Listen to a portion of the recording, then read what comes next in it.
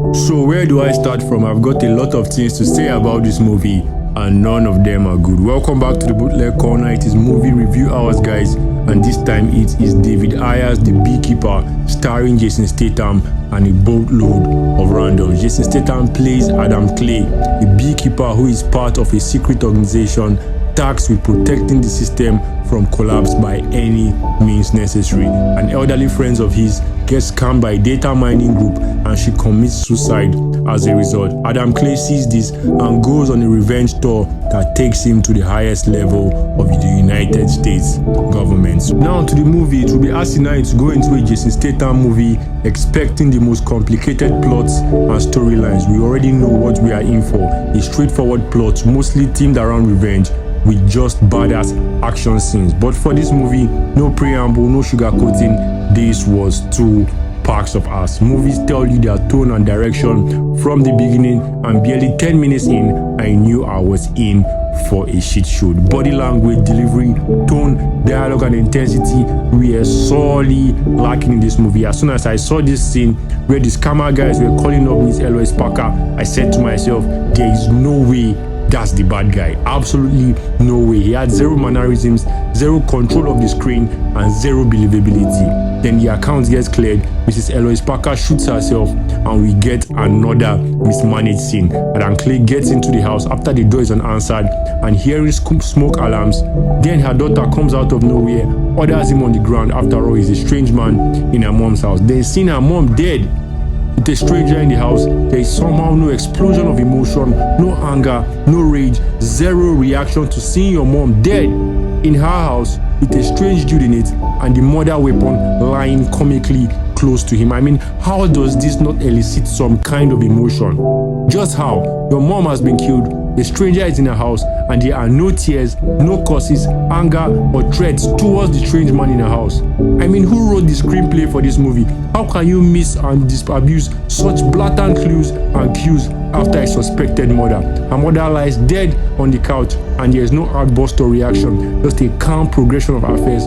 There's not even visible grief to show that there is pain. With every scene, this movie progresses into an onion of mediocrity. Adam Clay finds out Mr. Lloyd got scammed, traces the United Data Group and turns up with 2 jerrycans of gasoline and explosives. The security at the entrance do not even look like paid actors, and we get that cringy and horribly written speech of I will never steal from the weak and vulnerable again. Like, how? How is this a form of dialogue approved for a movie? What is really going on here? Adam Clay manhandles some bodyguards again and blows up over 10 stories of a building with just 2 cans of gas and a little explosives.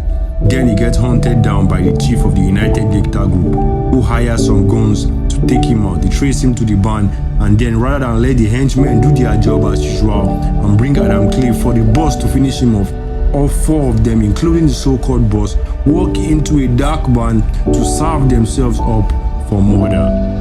We get the crazy beekeeper bitch who thinks it's sensible to shoot live rounds into a gas station, and that scene was not even needed. A normal producer would have had her hunt down Adam Clay in a clever way, but rather they said fuck it and just threw chaos into the pot. How did Adam Clay even know that her index finger would be the key to the building? Then the police officer is some form of FBI who stays in a leaky, cramped office all day with an FBI deputy director who inspires zero confidence in the audience. Then the situation at 9-Star United. How does a well-known fugitive walk into the midst of FBI operatives and everyone is scared to even touch him? Is this Homelander or something else? Because every move made from this point forward made no logical sense. Possibly over 50 policemen, security agents, and mercenaries in one building, and Adam Clay comes out without even a scratch.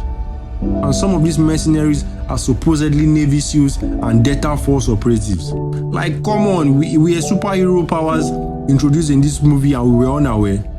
The scam gets straight to the Danforth, whose mom is somehow the president of the entire bloody United States, and we are just knowing at the end of the movie. He goes to hide with her at the weekend, hoping the Secret Service and other government security forces will protect him.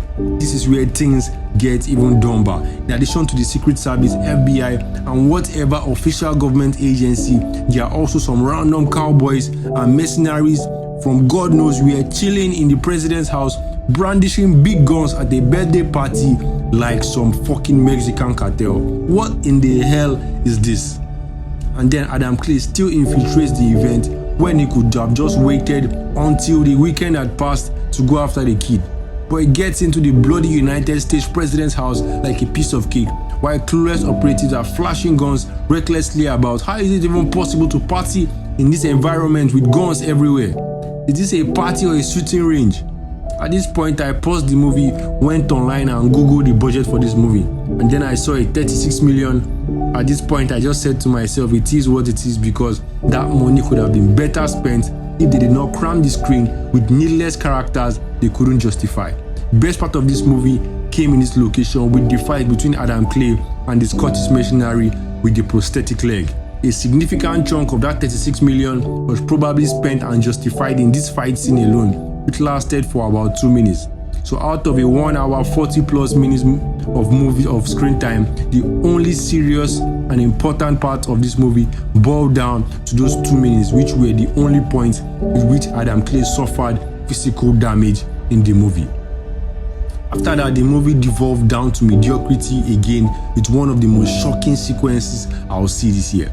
Derek Danforth gets hold of a gun and point blank shoots the FBI deputy director in the chest. Then Adam Clay comes in and the weak-willed FBI have him in their sights, delaying for nothing. Adam shoots Derek Danforth before he can turn the gun on the president, who is somehow also his own mom, and the camera angles plus the slow motion and diving sequences just had me bursting out with laughter. This movie reeked of a desperation and impatience to hurry things along the plot and get to Jason Statham doing fight scenes. There was no intention to build up interest or weave together any semblance or organization of a cohesive storyline to build up tension and anticipation for the audience. They were so desperate for Jason Statham to take away attention from their ineptitude and save them with the fight scenes. The believability, no. Casting, no. Plot, zero. Setting, zero. Fight scenes had only one scene that was worthy of note, which came at the end, but as this was dumpster juice in its entirety. Jason Statham, I said it last year after watching Operation Fortune that you were officially on my fraud watch. Not because of your acting, but because of the movies I find you in. And it is no different this year. I do not know why or how you find yourself in movies where you look like the only competent actor on set, but this has to stop sooner or later. At this point, you are shredding the line of Bruce Willis with what he did the past few years with some B-level project that did not even make any sense. This movie looked like it was shot in a day or less and cobbled together in similar time. I do not know what gives, but it's high time you found yourself some serious movies to be in, because I know you are way better than this. There are multiple big budget movies that come out each year with actors who don't even have half of your talent, and yet we have to dig through the dustbin to find your movies. The Beekeeper was bad. Hilariously and aggressively bad. David Ayer, I do not even know what to say. The last sensible movie I saw from him was Fury, in which Brad Pitt starred in, and before that it might have been Training Day. This movie was childish, humorless, and looked like it was cobbled together by unhinged folks. This was a hard and bad watch in such a way that it's not even good enough for a background movie. So this movie is getting thrown overboard. We are not even giving it the grace of walking the plank because it was that bad. Out of a 10, it maybe gets a 1 because of that fight scene with the prosthetic leg mercenary.